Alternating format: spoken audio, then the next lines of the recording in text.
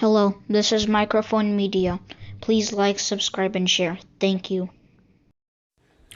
ሰላም ጤና ይስጥልኝ። እንደምናላችሁ እንደምናደራችሁ በመላው ዓለም ላይ ያላችሁ አድማጮቻችን ሰላም ለእናንተ ይሁን። ይህ ማይክሮፎን ሚዲያ ቁጥር 2 ነው። ለማይክሮፎን ሚዲያ ቁጥር 2 አዳዲስ የሆናችሁ ደግሞ እንኳን ደህና መጣችሁ እያለን የሁል ጊዜ አድማጮች የቤተሰባችን አካል ሆናችሁ እንድትቀጥሉ ሰብስክራይብ ያላደረጋችሁ ሰብስክራይብ አድርጉ፣ ላይክ እና ሼር በማድረግ አበረታቱ። ይህንን እያልኩ እንግዲህ አድማጮቼ ለየት ያለ ፕሮግራም ይዘንላችሁ መጥተናል። ዛሬ አብይ አህመድ ወደ ዱባይ ወይስ ወደ ቅሊንጦ ብለናል። ይህንን ህዝባችን ምን እያለ ነው? በመላው ዓለም ላይ ያለ ህዝባችን ምን እያለ ነው ያለው? በተለይ ደግሞ ከሁሉ በላይ የሚቆጠረው ኢትዮጵያ ውስጥ ያለው ነው።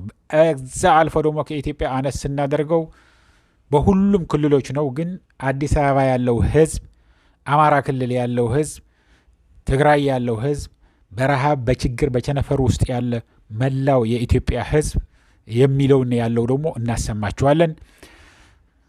የአሜሪካ መንግስትስ ለአብይ አህመድ ምን ሊለው ይችላል? ምንስ ሊያገናኛቸው ይችላል? ይህንን ወደ እናንተ እናመጣለን። አድማጮች እስከ መጨረሻ ድረስ ከኛ ጋር ቆዩ።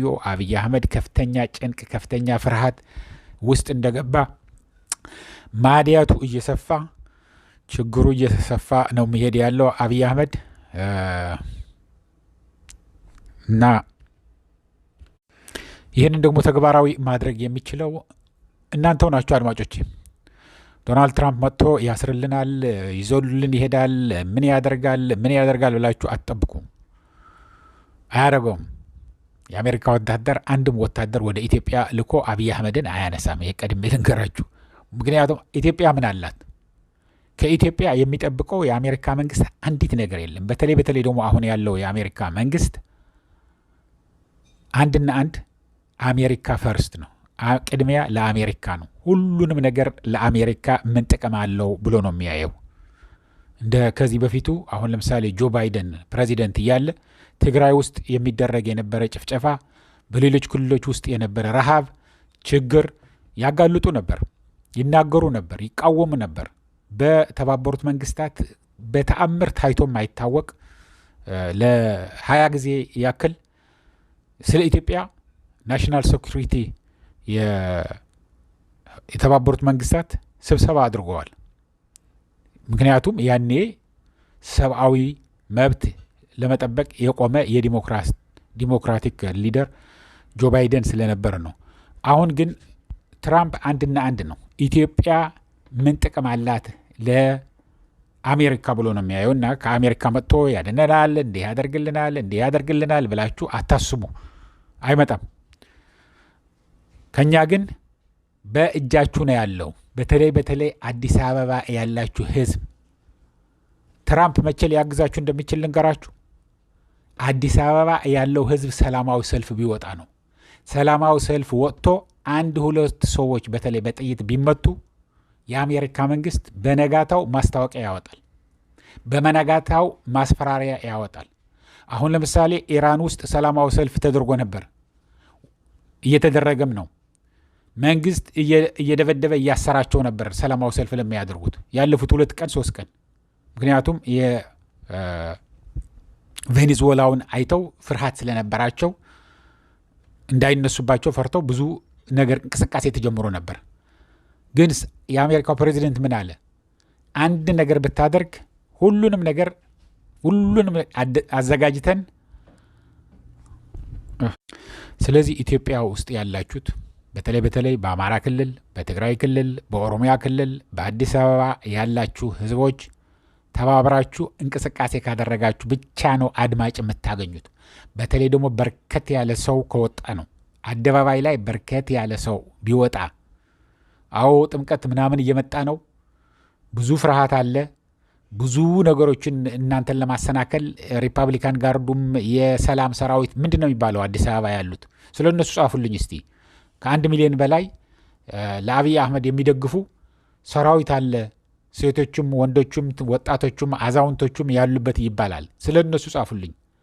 እነሱም ቢሆን በስኳርና በጨው በበርበሬ ይዘዋቸው ነው እንጂ እንደዚህ ካላደረጋችሁ ስኳር አንሰጣችሁም፣ ዘይት አንሰጣችሁም ብሎ ስለሚያስፈራራቸው ነው እንጂ ደውለው እንደነገሩኝ አድማጮቼ ማንም የሚደግፈው የለም ይሄ ሰውዬ።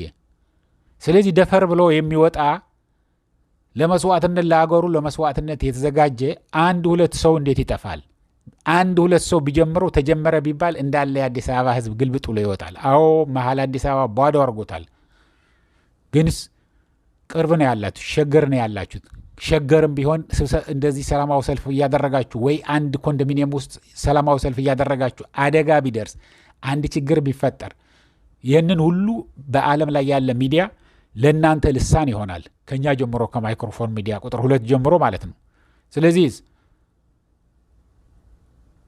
ከሌላ አገር ደግሞ ከአሜሪካም ይሁን ከአውሮጳም ይሁን ከሁሉም አገር እረፍ ይሉታል። አብይ አህመድ ወደ ሰላም እጁ ሊዘረጋ ይችላል ወይ ሸሽቶ ወደ ዱባይ ሊሄድ ይችላል። በሄደልን የሚል ብዙ አለ። በጣም ብዙ ወርቆች ጭኖ ወስደዋል። አቡዳቢ በተለይ 2-3 ቤት ሰርተዋል ነው የሚባለው። ወዳጆቹ የእሱ ተላላኪዎቹ በተለይ ደግሞ የኦሮሚያ ጀነራሎቹ ዱባይ ቤት የሌለው ማንም የለም። አንድ ብቻ ያለው ጥቂት ናቸው። በጣም ብዙ ቤቶች ያሏቸው አሉ የሚያከራዩ፣ አሁን ስልጣን ላይ ያሉ ባለጊዜዎች አሉ። ስለዚህ ከአሜሪካ መንግስት እንደዚህ ሊያደርግ ይችላል ምናምን። የአብይ አህመድ እድሜው ሊያሳጥረው የሚችል እናንተ ናችሁ። ሁለተኛ ነገር ደግሞ ራሱ ተሳስቶ ወይ ወደ ትግራይ ወይ ወደ ኤርትራ ሰራዊት ከላከ ሳምንት አይቆይም።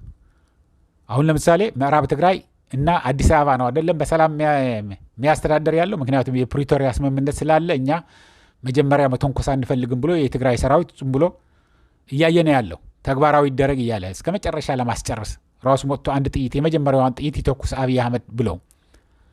ግን እንቅስቃሴ ካደረገ ምዕራብ ትግራይ ከተያዘ ተቆረጠ ማለት ነው እዛ ያለው ሰራዊት። ምክንያቱም በአማራ ክልል ዘሎ ወደ ትግራይ ሊመጣ አይችልም። በአፋር ዘሎ ወደ ትግራይ ወደ ኤርትራ መሄድ አይችልም።